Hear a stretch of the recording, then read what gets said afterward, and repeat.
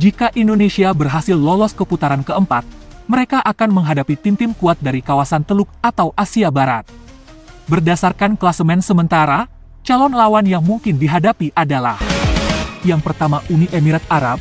Uni Emirat Arab dapat menjadi tantangan besar bagi tim nasional Indonesia di putaran keempat kualifikasi Piala Dunia 2026 zona Asia. Tim ini hampir dipastikan lolos ke putaran keempat.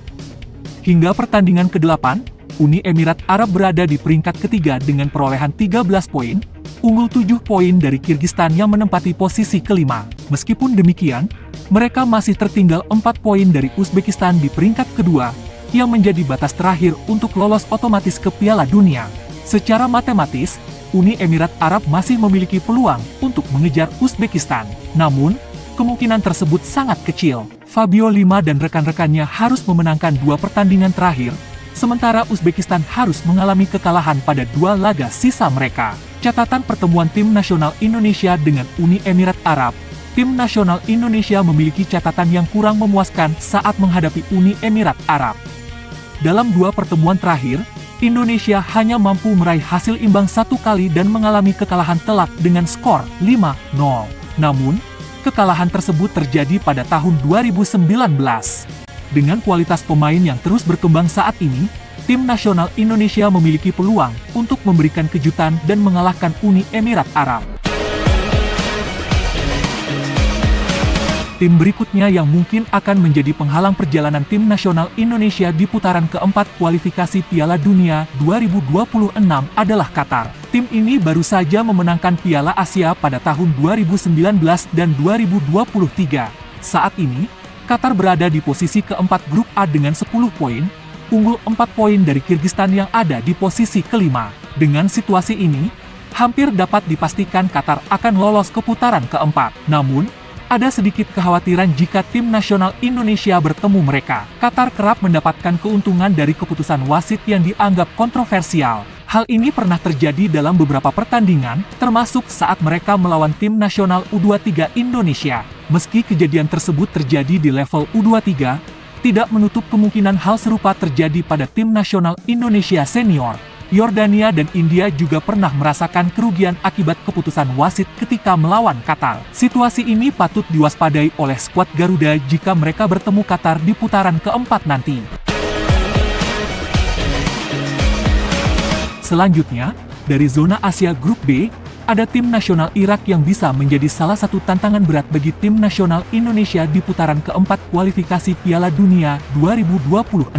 Saat ini, Irak menempati peringkat ketiga grup B dengan perolehan 12 poin, hanya terpaut 4 poin dari Korea Selatan yang memimpin klasemen. Peluang Irak untuk menggeser Yordania di posisi kedua masih terbuka, tetapi performa mereka cukup naik turun. Salah satu bukti ketidakstabilan mereka adalah pertandingan melawan Kuwait, di mana Irak hampir saja kalah setelah tertinggal 0-2 hingga menit ke-90.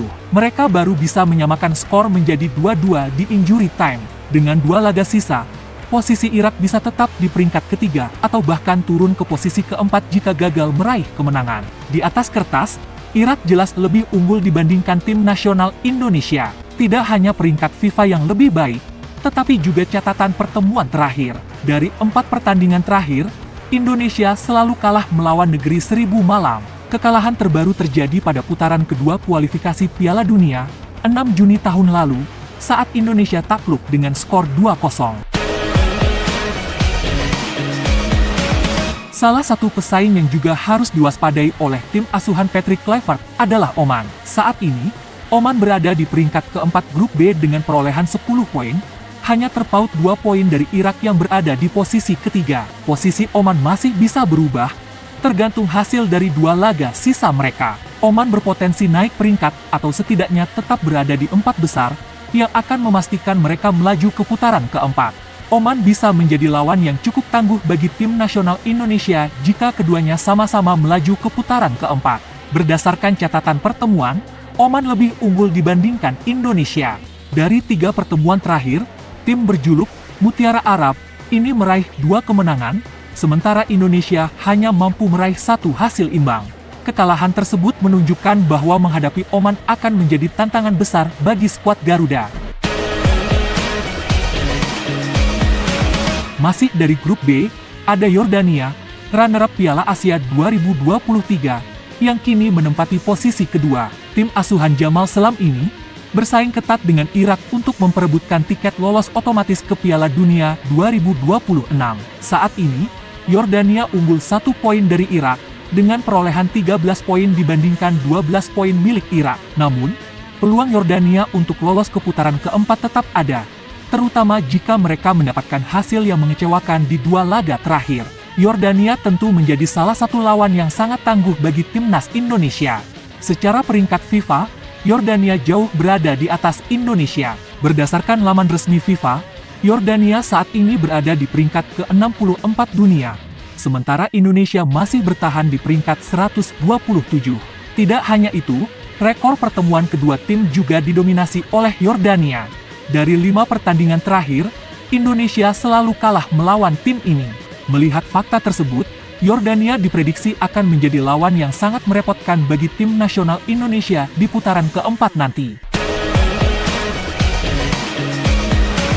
Negara terakhir yang wajib diwaspadai oleh tim nasional Indonesia adalah Korea Selatan. Meskipun dikenal sebagai raksasa Asia, penampilan mereka di kualifikasi Piala Dunia 2026 zona Asia tidak sepenuhnya meyakinkan.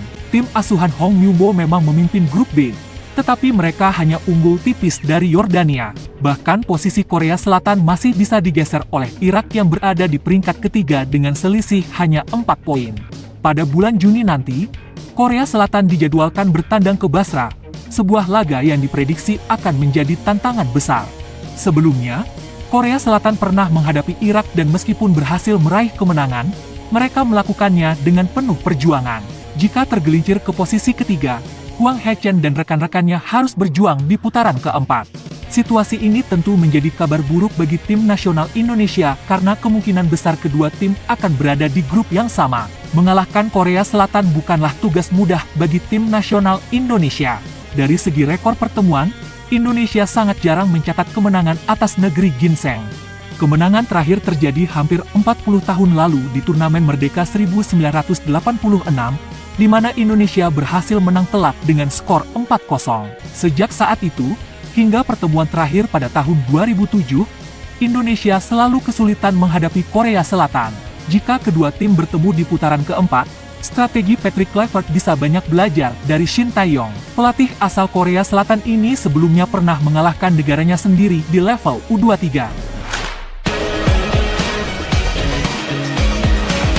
Putaran keempat nanti akan melibatkan 6 tim yang terbagi dalam 2 grup. Tim yang sudah bertemu di putaran ketiga tidak akan berada dalam grup yang sama. Setiap grup terdiri dari 3 tim, dan hanya juara grup yang otomatis melaju ke Amerika Utara. Sementara itu, tim yang finish di posisi kedua akan bertanding di putaran kelima. Jika masih gagal, akan ada babak playoff interkonfederasi.